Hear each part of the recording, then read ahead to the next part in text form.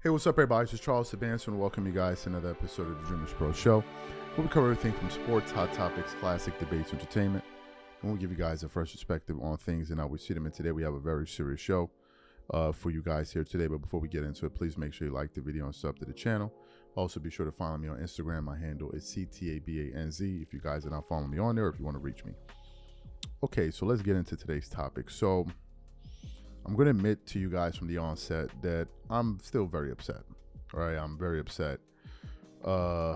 Yesterday I was really upset, but it's not as much. But there's still a lot of anger that I'm experiencing. Why? The reason I'm angry is because I don't understand why so many people have made it their business to go after Kobe Bryant, a man that's not even here to defend himself. And what's surprising is a lot of these people are former peers, people in the media that are supposed to know what they're talking about. But it seems like there's this all-out war on disrespecting and to some extent erasing his legacy from the record books in the NBA. Now, those of us that are Kobe fans that have been following this sport for 2 decades plus, we understand how good Kobe was. So it was one of the reasons why a lot of us were surprised when Bleacher Report came out with a list ranking Kobe as the 11th best player of all time. That one decision by that company cost them a lot of credibility in the sports space. They are being trashed pretty much on every news site. Every YouTube channel is calling them out. Like, it's really bad. You'll be hard pressed to find anybody that agrees with. You'll be really, really hard pressed. So when they did their rankings, they tried to now intellectualize their positions on why they ranked Kobe Bryant and various players at the position that they ranked them. But for Kobe, they said the 5 titles during his Los Angeles only career are clearly impressive, but the longevity with which he maintains stardom deserve just as much praise. He's tied with Tim Duncan and Kareem Abdul-Jabbar for the second most selections of all time, trailing only LeBron's James' 21. There's a case to be made that Kobe is actually the most influential player to ever set foot on the NBA's hardwood. His prime bisected with 2 different periods: the era in which mythology reigns supreme, and the social media age, which broadened his exposure and brand, by extension his legend. Older heads continue to worship at the altar of his maniacal work ethic. Contemporaries still cite him as a source of stylistic inspiration. From a basketball reputation perspective, no one's impact on the game has actively spanned more generations. They also went on to say some other things that I think is important that we highlight here, because this is one of the reasons why they decided not to rank him so high. They said, there's no question that for most of 2 decades, he was among the very best players in the world. But amongst the best and the best are 2 different things.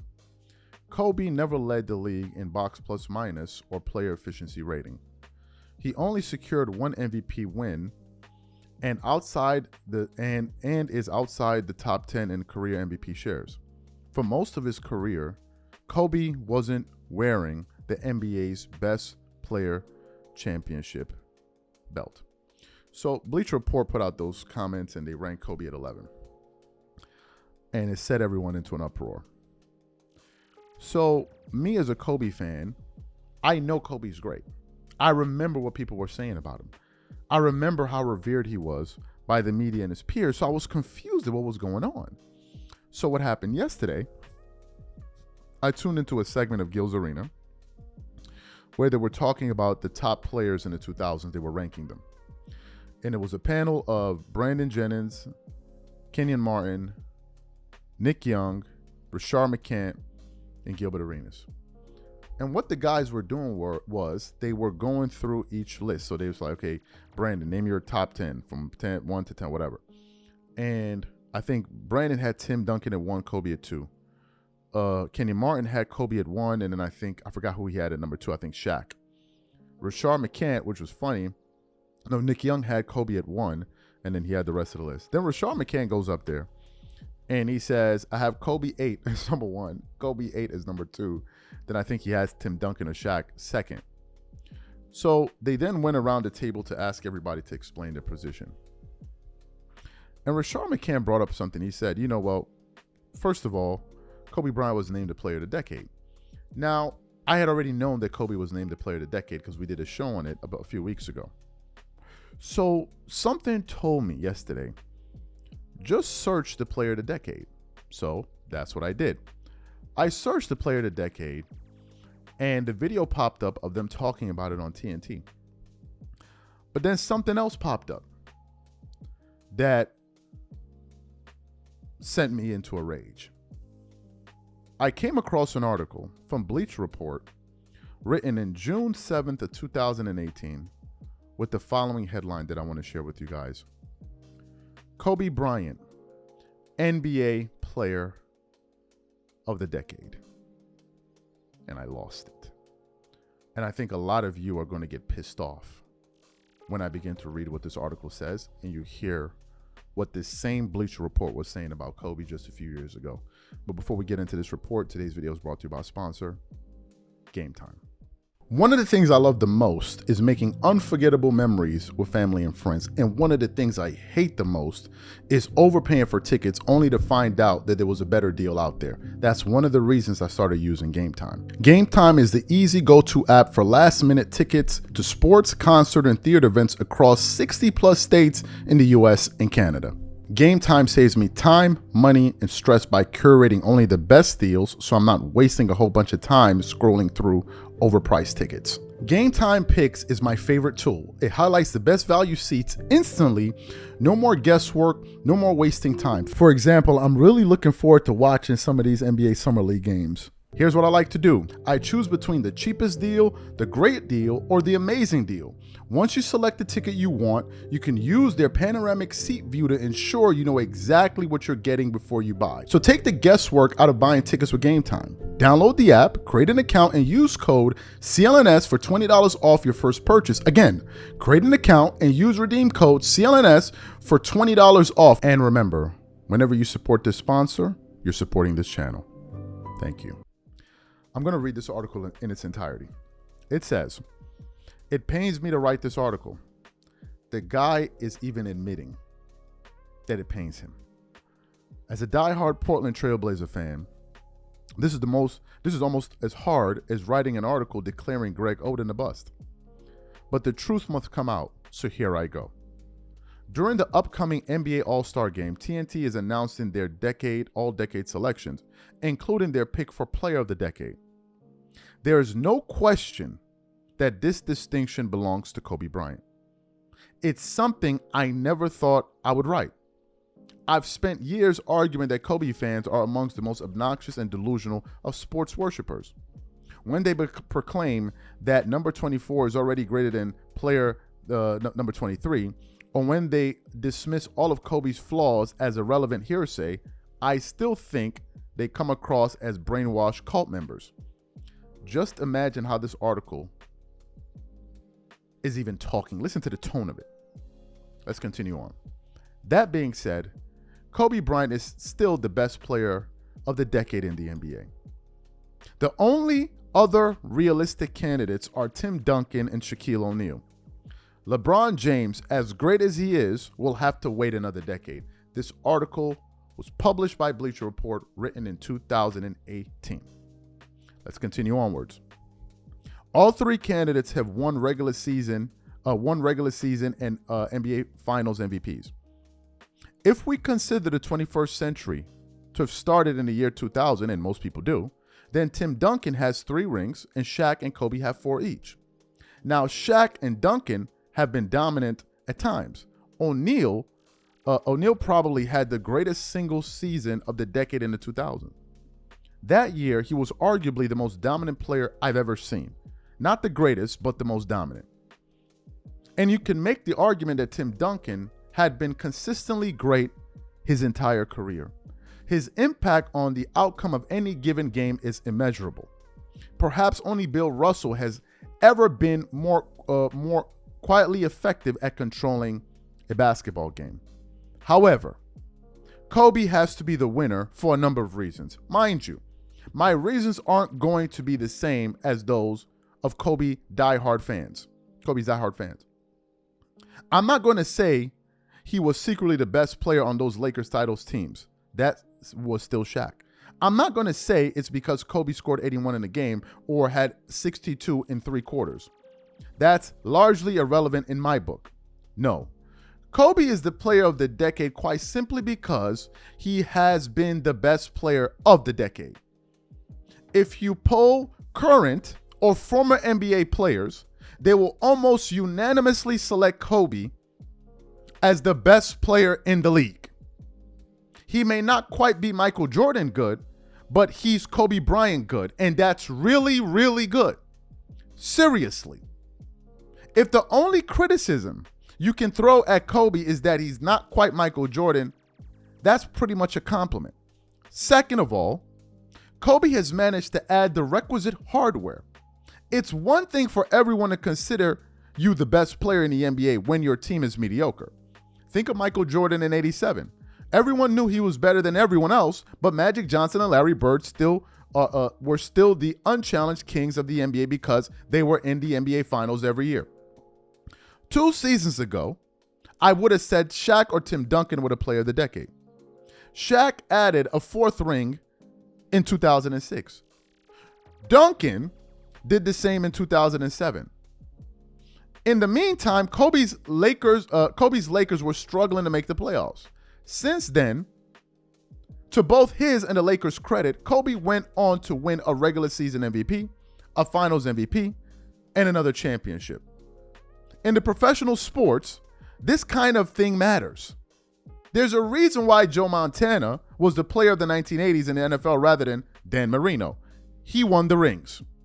Even though Kobe won 3 titles early in the decade, those were Shaq's teams. Kobe fans will argue this, but as a Blazer fan who watched every minute of the 2000 Western Conference Finals, I can tell you that Shaq was the player Blazers fans feared. There was just no answer for him. To be fully appreciated, Kobe needed to add that hardware. He needed to win a title as the man. Once he did that, he jumped ahead of Duncan and Shaq. Because now he was not just the best player, he was a true MVP. Now you could be cynical and credit Kobe's ability to achieve all of this to the addition of Pau Gasol and the improvement of Andrew Bynum. Those things are true, but that's how things work in the NBA. It's a team sport. The thing that impressed me the most about Kobe is that his MVP wasn't simply a makeup call after he should have won it earlier, nor was it a Lifetime Achievement Award. On the contrary, Kobe actually improved as a player and a teammate during the past 2 seasons. That brings me to the most amazing thing about Bryant, and the one thing that might give him an edge even over Michael Jordan. It's his ability to add more facets to his game each year. Now, obviously, Magic, Michael, Larry, and other great players have all done the same thing before. Jordan famously added a post-up game and a three-point range as his career progressed. He worked on his strength and conditioning. He continually improved. We all know the stories. But Kobe has carried this further than any player I've seen. He not only perfected Jordan's Cobra-like dive and strike, dribbling style, and turnaround fadeaway, he added Magic's junior sky hook, McHale and Hakeem's up and under move, George Gervin's finger roll, Tim Hardaway's crossover, Tim Duncan's bank shot, Reggie Miller's flailing leg three-point form, and Clyde Drexler's hand-switching spin move. And he seems to be able to do all of this with either hand. Kobe's not afraid to steal moves from anybody, and this is a good thing. When he decided he needed a better post-up, he asked Hakeem Olajuwon to work with him. Problem solved. Of course, this leads to my biggest criticism of Kobe. He's not an original. when he came into the league, he was like a Michael Jordan tribute band. Over time, he branched out and is now one of those bands who can play everything from ABBA to Zeppelin, but he's still a cover band. However, in practical terms, it means that guarding Kobe is like trying to stump Paul Schaefer or David Letterman's show. You've seen those bits where people throw out random songs and Schaefer plays them by ear, complete with chords the first time. That's what guarding Kobe is like. No matter how you try to defend him, he has a move for it. Beyond Kobe's improvement as a player, there are other reasons he deserves to be considered the player of the decade. He's the league's marquee player on the league's marquee team. His jersey outsells everyone else around the world. He's been consistently excellent all decade. He's been extremely tough and durable. Oh, there have been problems, of course. You read them all. But from a basketball standpoint, you can't argue with Kobe Bryant as the player of the decade. That being said, as a Blazer fan, I have to be a contrarian and pick the Spurs as a team of the decade. I can't help myself.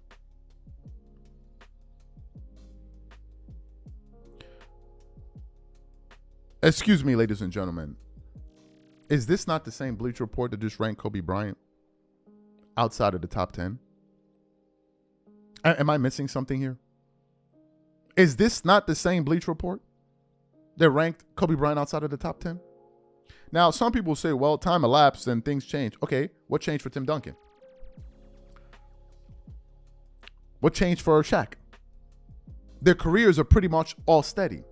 So here you have an article from the same company that said Kobe is not even in the top 10, but yet they declared that he's the player of the decade. Let me ask you a question, guys. The NBA has been around for what? Roughly 80 years? They just celebrated their 75th anniversary.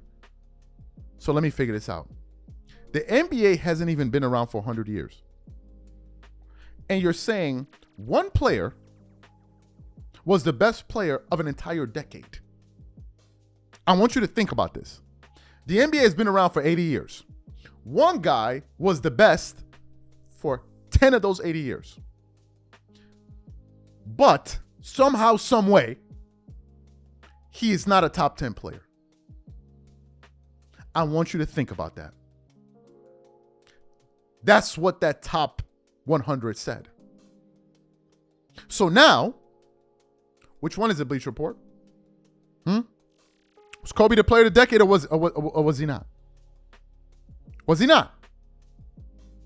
But now they want to turn around and use some type of Confucius mathematics to now say that, oh, Kobe Bryant was in top 10. Where were all of these systems that these guys use today to measure players, these shadow metrics? Why didn't they apply it then? Why didn't they apply it then? Mind you, this article was published in July of 2018 by Bleacher Report. By Bleacher Report. But yet, they went out there and said he's not a top 10 player, forgetting they had already crowned him the player of the decade. There are even articles of Bleacher Report writing, could he be better than Michael Jordan? Yes, Bleacher Report. The same Bleacher Report. I want to read something they said about Michael Jordan because I mentioned him in the title. Let's get to their reasoning behind ranking Michael Jordan as the greatest player. Let's just quickly summarize it. Michael Jordan is generally accepted as the GOAT, owing his highest career scoring average in the NBA history and a perfect 6 of 6 performance in the finals. But his legacy goes beyond stats and even awards. It says virtually every alpha in the modern era pulls something from Jordan. Kobe Bryant cribbed MJ's work ethic and on-court demeanor. LeBron has borrowed the image cultivation and marketing savvy. As for BR's number one all-time spot, there's an argument, get this, for James and his superior scoring efficiency, passing, and longevity. After all, LeBron nearly grabbed the top spot in our ranking. But MJ never lost on the big stage, and he felt pretty close to godlike in his prime. They're saying that There's an argument for James and his superior scoring efficiency, passing, and longevity. Are you insane? Are you insane? His superior scoring efficiency? What superior scoring efficiency are you referring to? LeBron shoots 37% out of 10 feet. 37%. Nobody with 2 eyeballs, or even one, would accuse LeBron of being a better shooter than Michael Jordan. Nobody. If you watch basketball. Right? That's why I measure players, 25% of it is the eye test, what I saw. The other is context, era, and all of that. Leadership, all of that comes into play for me. Who would ever accuse LeBron James of being a better shooter than Michael Jordan? Scoring efficiency, Jordan averaged 30 points for his career. He has the highest regular season scoring average that's higher than Wilt Chamberlain.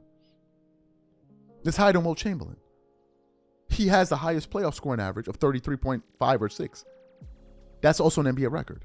He has 10 scoring titles. That's also an NBA record.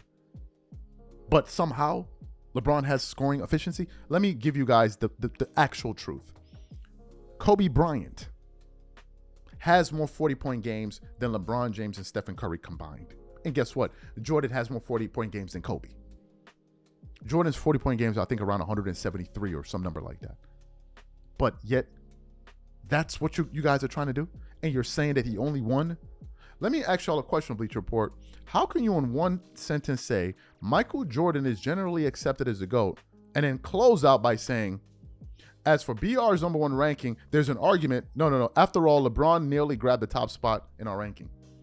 So if the consensus is Jordan is the GOAT, but here you guys come, what do you think the response would have been had you ranked LeBron over Jordan? Well, the response has been now. Nobody takes Bleacher Report seriously anymore. Nobody. But the part that kills me is that here you have a company ranking Kobe out of the top 10, but a few years prior said he was a player of the decade. And the player that he said, get this, the player that they ranked him ahead of, Tim Duncan and Shaq, they made it into the top 10. Can we please make this make sense? Because it's not jiving with me. How can Kobe be the player of the decade over Tim and Shaq, but then Tim Duncan and Shaq make it into the top 10, but Kobe doesn't? I'm confused. Now, some people say, well, Tim Duncan won his 2nd championship or his 5th championship a little bit later. When did Shaq win his last? Was it not in 2006? Y'all are easy work. Easy work. This is what happens when you constantly lie. And the question I have for you is, what did Kobe do to y'all? What did Kobe Bryant do to y'all? What did he do to y'all? All the smart people, y'all were running around quoting Bleacher Report as some kind of voice of reason, and these guys are savants in basketball. So what do you have to say about this now? Let me guess, they're dumb, right? They don't know what they're talking about, right? Bleacher Report, I will never take that news website or whatever. I will never take them seriously at all, ever again. They're just out here trolling for clicks and views. I rest my case.